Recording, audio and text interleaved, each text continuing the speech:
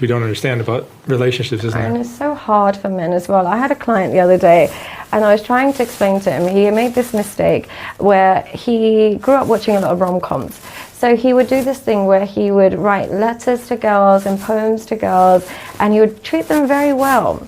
And I just said, unfortunately, we are not attracted to that. Because even though it seems really nice and caring or whatever it is, it's still a feminine method of expressing love. And we're looking for the masculine method.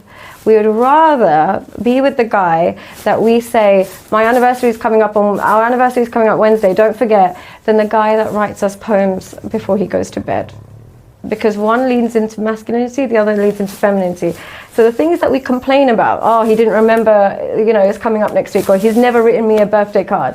The things that we complain about is actually the things that make men men.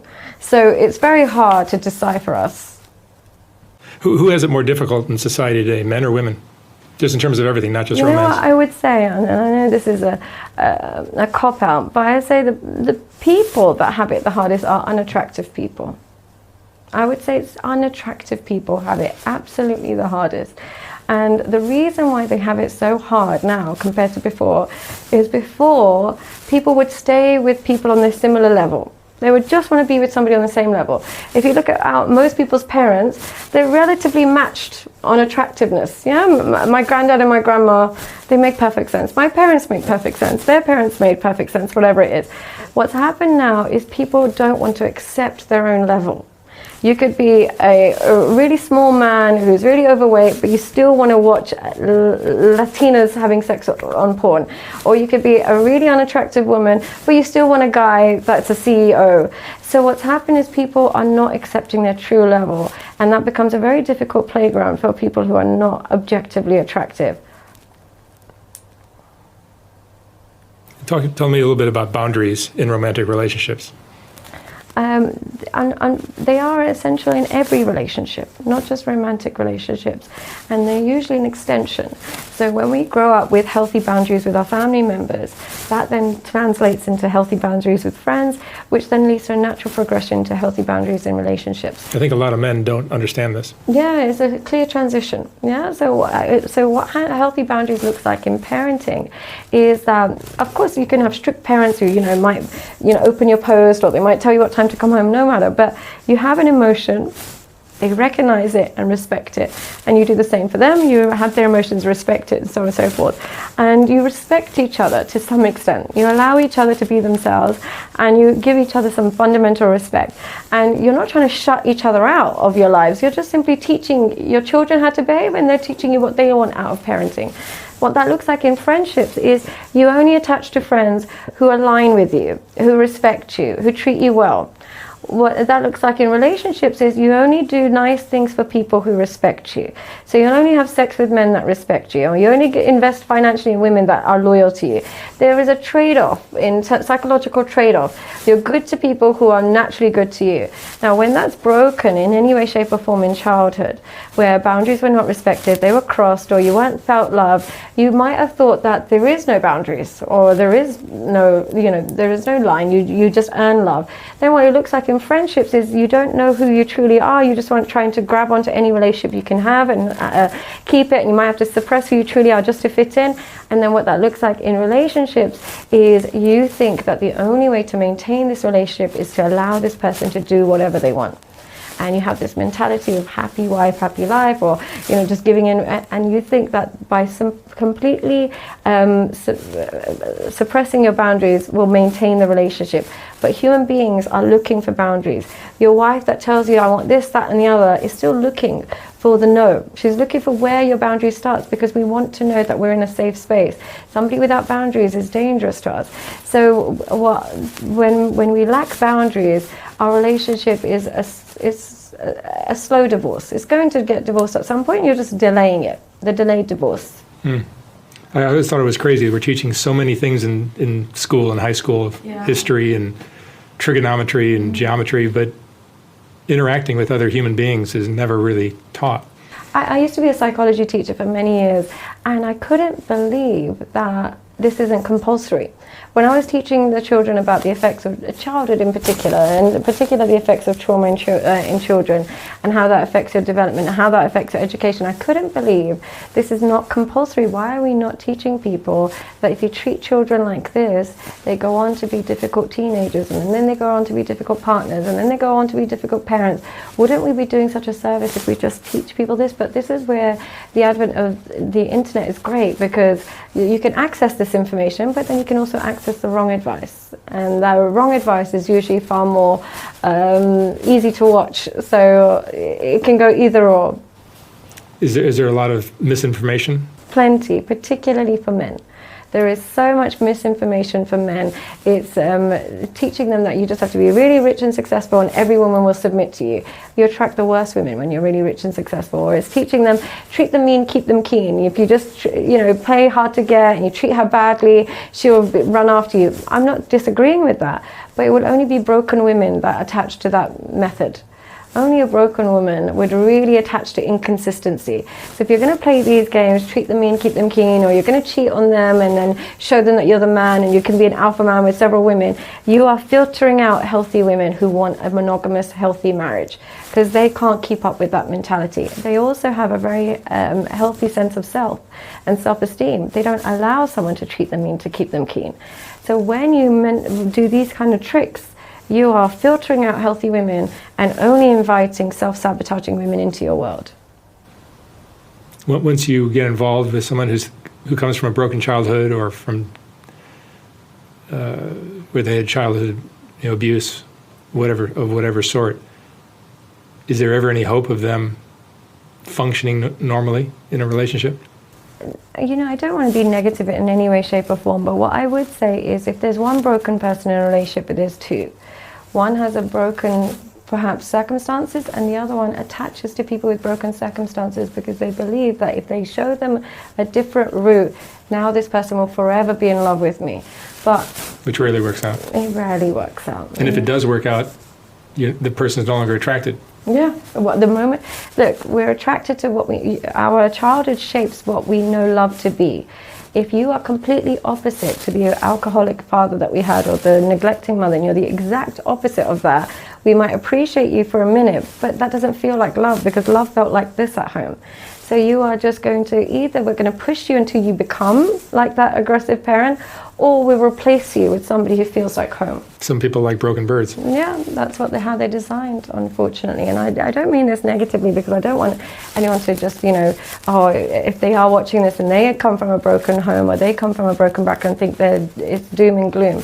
But until you acknowledge and resolve this, you will literally, the trauma is contagious and you'll traumatize the person that's trying to love you. But the problem can be that that's the only type of person that you're sexually attracted to. But then you have to ask yourself, why? Why are you attracted to brokenness? Either you don't feel worthy of somebody whole, and you feel like if I meet somebody with high self-esteem, she will realize that I have low self-esteem and therefore we're not compatible. Or there might have been a brokenness that you might have had a parent that was over-dependent on you and you had to kind of heal and soothe a very broken mother, and you think that that's how you became a good boy and this is what creates love, when really in the real world it doesn't create love. Because here's the thing, when we are super, super broken as a woman or as a man, when we are truly broken, the person that's trying to love us is somebody we can't understand. If I know I've got all these demons and you are giving me love, consistency, honesty, transparency, I don't think, wow, thank you. I just think, what's wrong with you? Why would you want to love someone like me? There must be something wrong in you. So I will literally try and find the flaws in you until you leave. A lot of people push people away. They push people away. So if you find yourself attracted to brokenness, you have to ask yourself, are you truly, what is it about the brokenness that you're trying to heal? What are you getting from it? And are you truly attracted to the brokenness, or are you just making the fact that they're your physical type the priority and then glossing over the traumas? Just dealing with all the other Just garbage. dealing with it, because that's usually what I find. I'll find these helpers, but they usually they're only this way, because they just say, this is what one of the lines men will say, when I see a broken woman, I just want to help her. I'm just such an empathetic person. I just want to help her. And I said, do you do that if she's fat and ugly? And he'll say, Yes, on the street maybe I might help. And I thought, you do not do that to fat, ugly, broken women. You do it to beautiful women, and the moment she's beautiful, you don't mind if whatever trauma she has, you want to be save the day Dave. But if that was truly your character, it would transcend appearance. So truly, you might be just putting looks on a pedestal as well. Is it ever a fear of commitment? So I think so. It's you're nice. choosing a person who's impossible to really get connected with? Yeah, that's a great question. Sorry to interrupt you in the middle of it, but that's a great question, because sometimes we choose broken or somebody with holes in it because then we can predict the break. We can predict when it's going to end. Somebody perfect would mean that maybe we'll end up together forever, and I don't really want that. But somebody with lots of holes in them, I know at some point it's going to run its course, and then it won't hurt so bad because I can say, well, I always knew she was like this, or I always knew he was like this, so it's not that painful. So it's definitely a fear of commitment as well.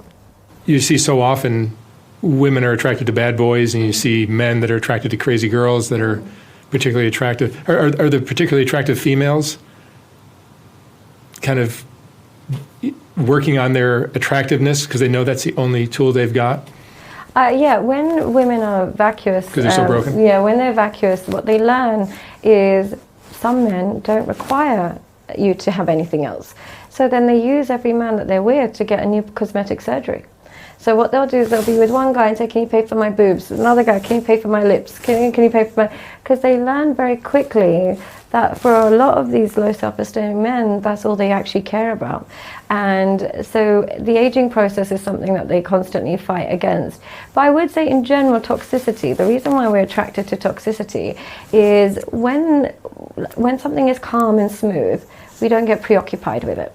If I know that, something's in the oven, it's on low heat, I'm not going to worry about it. But when something's boiling on the cooker and it's on really high heat, I'm like constantly thinking, I'm constantly running back to it.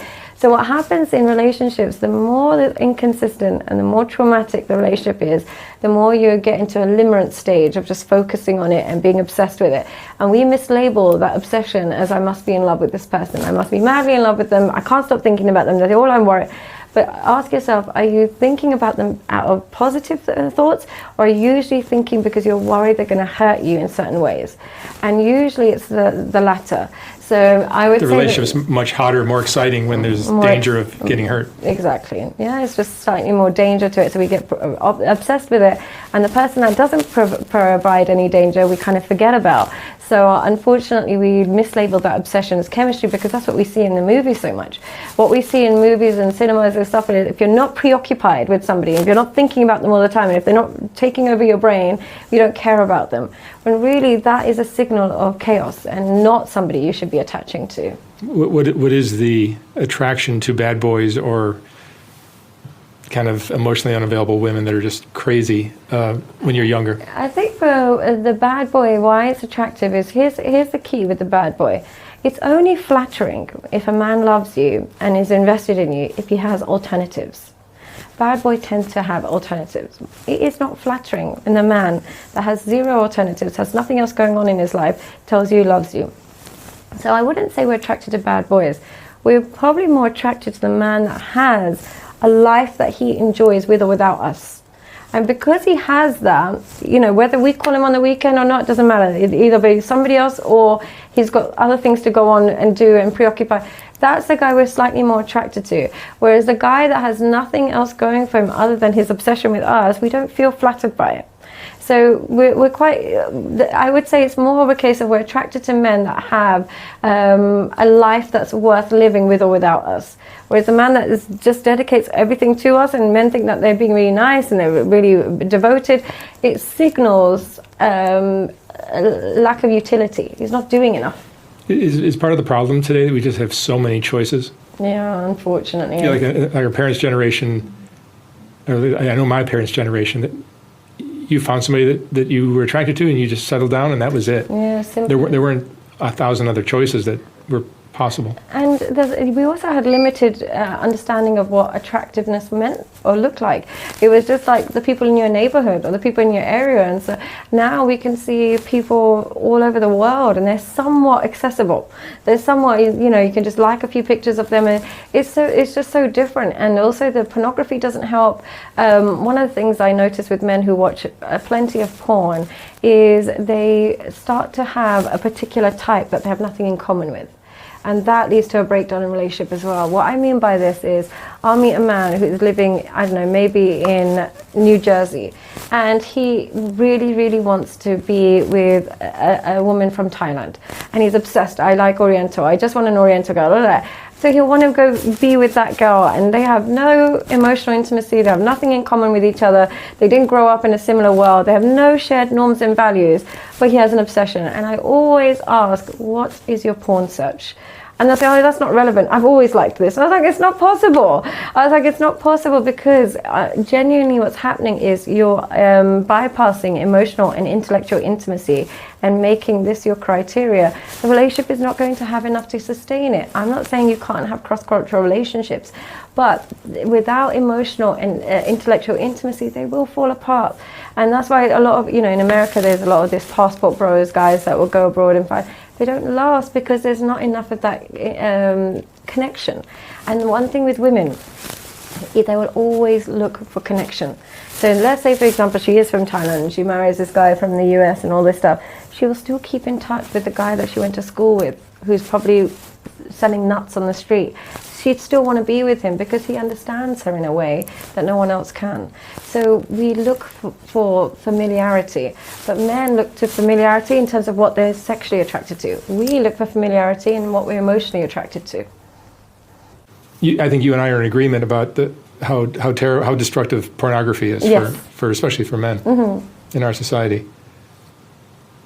It seems like that's a can that can't be shut. It's going to be hard to close that. Yeah, it's hard to get rid of it now. I'm definitely not going to change the world with pornography. It's something that when I first started social media, somebody asked me in an interview, what would you like to achieve from this? And I said I would like to wake people up to pornography if I can. If I can take away anything from this experience of being on social media, is to wake people up to the dangers of pornography. And one of the reasons why whenever I speak to a man who's highly manipulated by women and been cheated on several times by a woman, I always ask them, do you watch a lot of porn? And they say, why is that relevant? Hi guys. Now, one of the questions I get asked the most since I've been online is, what books do I recommend? Is there any books that I can read to help me understand like some of the things you talk about? What self-help books did you read to get here?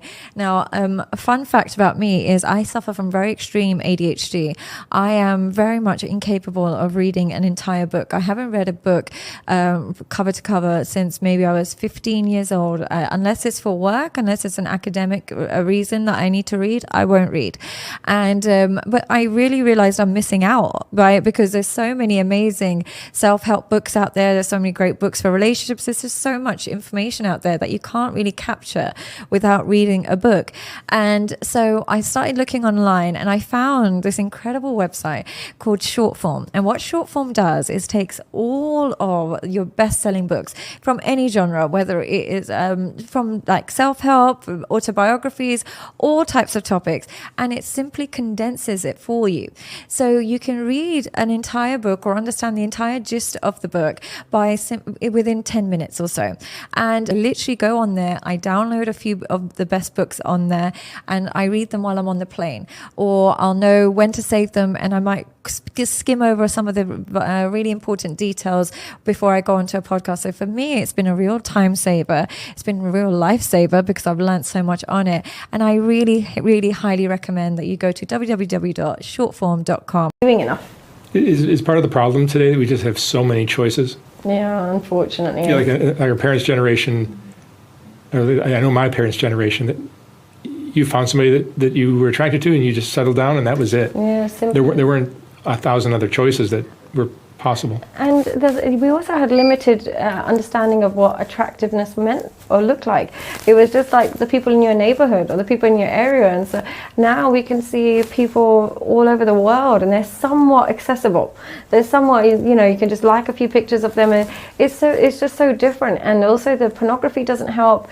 One of the things I notice with men who watch plenty of porn is they start to have a particular type that they have nothing in common with. And that leads to a breakdown in relationship as well. What I mean by this is, I'll meet a man who's living, I don't know, maybe in New Jersey, and he really, really wants to be with a woman from Thailand, and he's obsessed. I like Oriental. I just want an Oriental girl. Blah, blah. So he'll want to go be with that girl, and they have no emotional intimacy, they have nothing in common with each other, they didn't grow up in a similar world, they have no shared norms and values, but he has an obsession. And I always ask, what is your porn search? And they'll say, oh, that's not relevant. I've always liked this. And I was like, it's not possible. I was like, it's not possible because genuinely what's happening is you're bypassing emotional and intellectual intimacy and making this your criteria. The relationship is not going to have enough to sustain it. I'm not saying you can't have cross-cultural relationships, but without emotional and intellectual intimacy, they will fall apart. And that's why a lot of, in America, there's a lot of this passport bros guys that will go abroad and find. They don't last because there's not enough of that connection. And one thing with women, they will always look for connection. So let's say, for example, she is from Thailand, she marries this guy from the US and all this stuff. She will still keep in touch with the guy that she went to school with, who's probably selling nuts on the street. She'd still want to be with him because he understands her in a way that no one else can. So we look for familiarity, but men look to familiarity in terms of what they're sexually attracted to. We look for familiarity in what we're emotionally attracted to. I think you and I are in agreement about how destructive pornography is, yes, for especially for men in our society. It seems like that's a can that can't be shut. It's going to be hard to close that. Yeah, hard to get rid of it now. I'm definitely not going to change the world with pornography. It's something that when I first started social media, somebody asked me in an interview, what would you like to achieve from this? And I said I would like to wake people up to pornography if I can. If I can take away anything from this experience of being on social media, is to wake people up to the dangers of pornography. And one of the reasons why whenever I speak to a man who's highly manipulated by women and been cheated on several times by a woman, I always ask them, do you watch a lot of porn? And they say, why is that relevant? They'll call me and say, I caught her sleeping with her ex and this, that, and the other. Like, for example, I had a client who is a billionaire, right? And he is 43 years old, and he just got cheated on by a young girl, very young girl, young, beautiful girl. And she was living a whole separate life behind his back. And the first question I said to him is, are you watching pornography? And he couldn't understand why I asked him that. And he said, why are you asking me that? And I said, because if you're 45 years old and this girl is 20 years old and you are sexually compatible, that means that she is very promiscuous. But because you're so used to pornography, you don't see that as a red flag. You see it as, great, I've met a girl that lets me do what I want to her. She lets me choke her out. She lets me throw cucumbers in her wherever. I don't know what they do in porno. I don't watch it. But he kept talking about how much they had physical chemistry. And I said, but didn't you see it as a red flag that if you're 20 years older than a girl and she can keep up with you sexually, don't you see that as a red flag that she must have had a lot of history and she has a promiscuous nature? And he said, I never thought about it that way. And I said, because you're watching pornography. When you're watching pornography, what happens is extreme sexual behavior, instead of seeing it as extreme, you see it as exciting, desirable. This is exactly what I'm looking for. So you take that lens into the dating scene. So when you meet women who are healthy, they don't allow extremities. They just don't let you. Or it takes a really long time for them to let you touch them like that. Or they have to establish a lot of love and connection first. But when you meet a hyper-promiscuous woman who might have a really extensive sexual past, she'll allow you to do that on the first night. And when you're not watching pornography, you'll think, and how did this young girl just let me do that to her on the first night? How come she's so up for threesomes? And I've only known her a couple of weeks. But when you are watching pornography, you're thinking, dream girl. You're thinking, this is my dream girl. I'm going to marry this girl. I can't believe how great she is. So the main thing what it does is it takes a man's natural disgust that he should have towards promiscuity. I'm not saying this in a misogynist way. It's just as a male protective strategy. You should have a natural distaste towards promiscuity because then you don't know who the father of the child is and evolved in a way that you shouldn't be too attracted. It takes a natural disgust and with promiscuity and replaces it with intense desire and love. So you take what should be a red flag and you replace it with obsession. And that is all down to pornography. Sadia, what would you say is the most important thing people should keep in mind with romantic relationships? Pick somebody whose past, like childhood, is compatible with yours.